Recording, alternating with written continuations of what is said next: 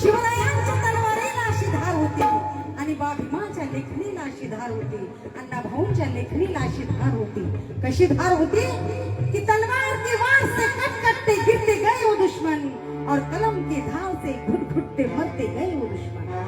कि तलवार की वार से कट कटते गिरते गए वो दुश्मन और कलम की धार से घुट घुटते मरते गए वो दुश्मन. अरे शिवा ने शमशेर उठा के जालिमों को मिटा दिया.